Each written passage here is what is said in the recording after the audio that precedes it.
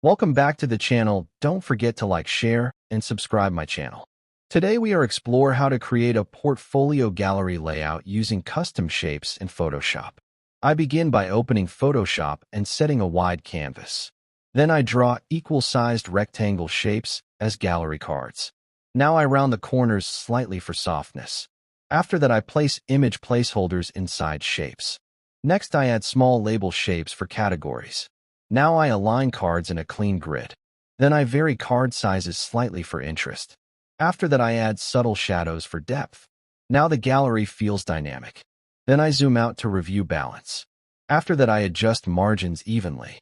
Now everything feels organized. Finally I refine spacing and color tone. This gallery